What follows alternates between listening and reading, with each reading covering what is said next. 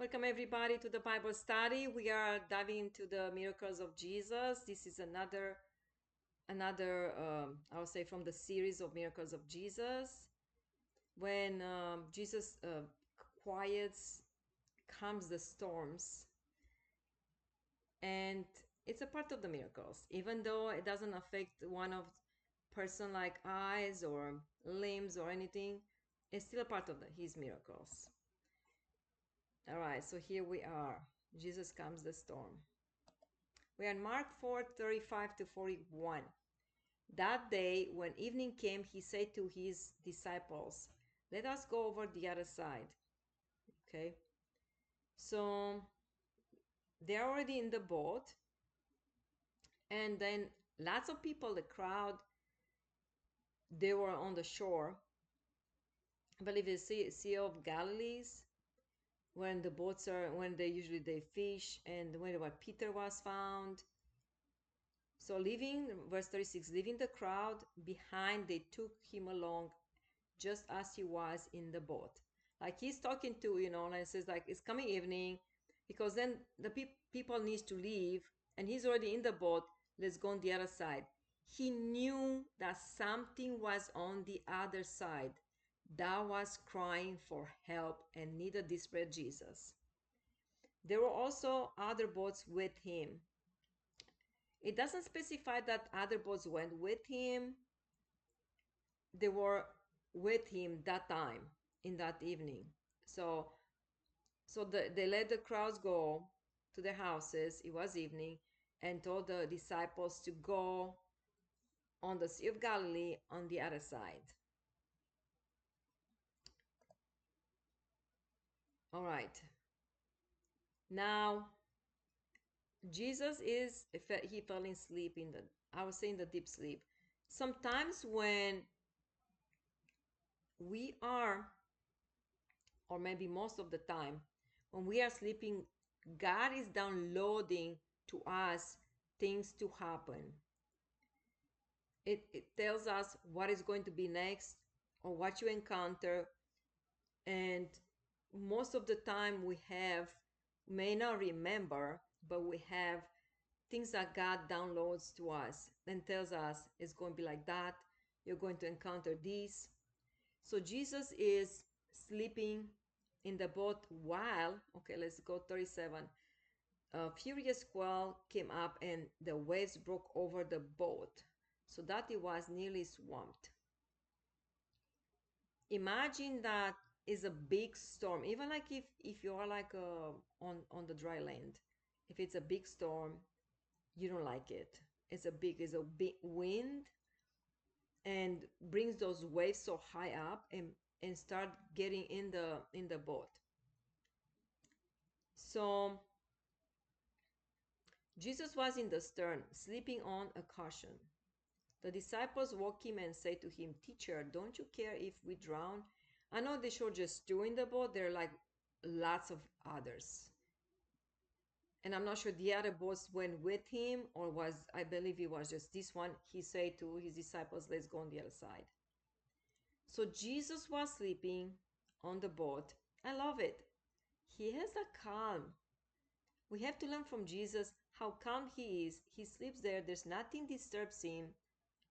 And as in people's life is like storms are coming, they're fighting these storms, and they don't know how to get out of their situations. That's in real life. When Jesus has that calm, he sleeps, nothing bothers him, neither the big storm. Why? He created the winds. And not just that, when everything was created, God created the winds. He created the earth, the the water, the fish under the water, all the creatures under the water, on the top of the ground, in the sky, all what is flying. Everything was created, and not just that, we have dominion over them. And winds were created, but they pass the area, I would say, in different dimension, and they pass, the winds pass in our world here on the earth, and we have dominion over those as well. We don't use them because we don't know that we have dominion, but Jesus knew. So it was probably even for them a lesson, like, use your dominion. You have dominion over everything. Use them. Talk to the winds as you talk to anything that, the sickness to come out. You can talk to the winds as well. But the disciple was far away from what teaching and what they could do about it. They had to have like faith and authority, those two things.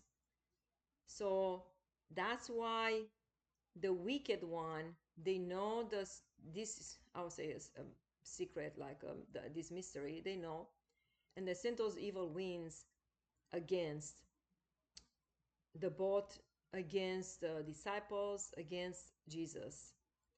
Why it was this action even against Jesus? Because he was in the boat. Because on the other side, something was crying for Jesus to come to rescue. So, and it was just probably one soul, but they were, after that, there were like so many other souls they needed to be rescued. And the enemy is trying to bring the winds and get all this move of the water and turn this water. It's like a furious that, why you coming in my territory here? Go away, you're not coming here. And always, like, just say, when you want to do God's work and you step up higher, you find the opposition. And this is actually portrayed to us that the winds, the storm, well, in the storm, what is the most causing the storm? The winds. If it will not be winds, there's the water will be quiet, right? So the winds are making all this storm to arise. Always when you try to get up with God, like you bold up, you have more faith, and you start probably praying more or do something more for God, you will find opposition.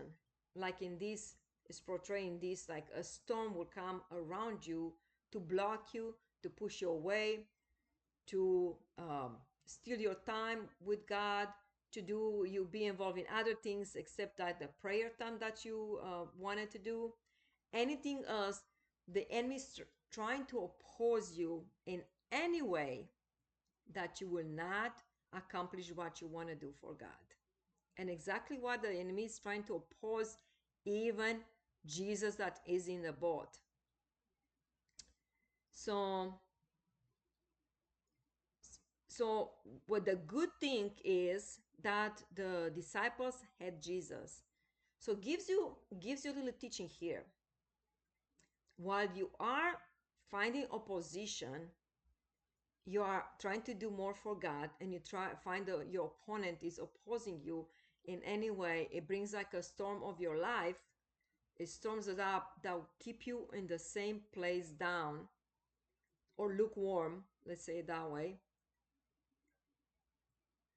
There is one thing you can do, and it tells you right in this passage. The disciple walk him up, walk Jesus up, and say to him, teacher, don't you care if we drown? Like all of us. They were referring to Jesus as well. We are like, all of us, we are going to die, and you are sleeping here. But what it tells you, when you find opposition, and it says the storm in your life is builds up, you gotta talk to Jesus and call him. He knows what's going on. He wants you to make the move. He wants you to action on it. As you do try to fight the storm of your life, like it's portraying that is like a storm in the ocean, in the Sea of Galilee. It might be a storm in your life. So I would say, call upon Jesus. He knows he's been in the storm. The storm did not affect him, but he's been in the storm with his disciples and he knows where you are facing. So he will come and help you out. So what's next? 39. He got up. He woke up, he got up, rebuked the wind, and said to the waves, quiet, be still. Then the wind died down. It was completely calm. That's all what you need to do. And sometimes you have the real storm. You hear the wind around your property, around your house. It's like the big storm, like the big storm, like trying to break down your house. You don't have to have fear. You have to have faith. You gotta build that faith and say, quiet, be still. Why? Because with authority, you have authority because you have dominion over the wind. You have dominion. Usually I will say, you evil wind, be quiet. Or you say quiet, be still. So, and I say, go back to your chamber. So it's not immediately.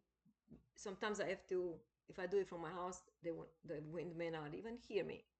I have to open the door and go out there and just talk and say, it's it's a living creature. It was created. Everything what God created is a living creature. Even the stones, the trees, you think they are not moving, they are living creatures. Everything what that God created has life in it. We don't think that way, but it is. So it is a part of the miracles of Jesus because it's the way we see it, but it should be our daily living that we just tell, whenever you have dominion over, whenever it was created and we have dominion, as it was given to Adam, we have dominion. You just have to have enough faith to say it. And what happened first, and you see that the wind will listen, the evil wind will listen to you, and you will build up your confidence next time. Verse 40, he said to his disciples, why are you so afraid? Do you still have no faith? And exactly what it was. They did not have faith to just tell the storm to be quiet. They didn't say, you, uh, I would say, evil spirit, or you Satan, be quiet. They were saying like the wind. He talked to the wind. He did not talk to evil spirits. Okay, so that's the difference. And Jesus wanted to see them having faith. Have faith that they will listen to you. And we have to have that faith in us. And I say for the disciples was a miracle. Was like, wow, you know, because everything calmed down immediately. They listened to the wind and the water. Like everything calmed down. The waves calmed down. If the wind goes away, big waves are carried usually by the winds, but if the waves are coming still, just say, you waves, be calm down now. Calm down now. And they will be calm. I never tried on the ocean, like going to the ocean and all that. I'll try around my house when I have a storm and the wind listened, even though it's an evil wind. And you see, like soon it goes away. And maybe the enemy send it back after a while, I do the same thing. But pretty much we have dominion and we should have faith to do it. If you don't have faith and you're scared, they will not listen to you. You have to have faith. 41. They were terrified and asked each other, "Who is this?" Even the wind and the waves obey him because he is the Son of God. But also, the winds will obey us. We have to have faith, no fear, and we have to speak with authority. We have to have authority. If you speak with authority, they will listen. And like you mean business, like be quiet now. It's how I speak. It's not like be quiet. I'm telling you.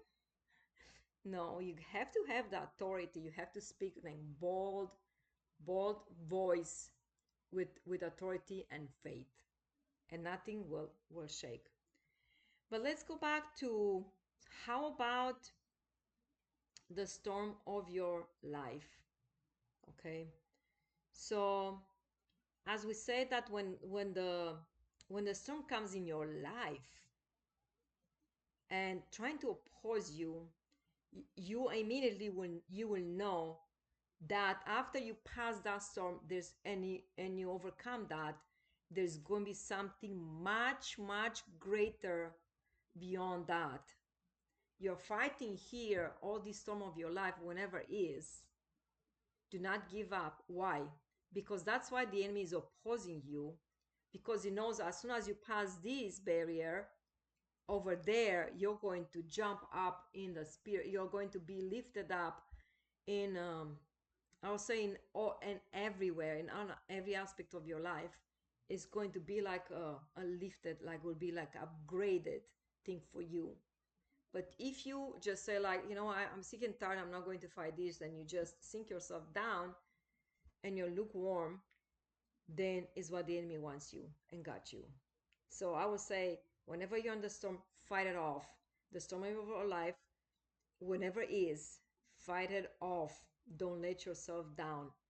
You're going to get through the other side in one piece, I promise.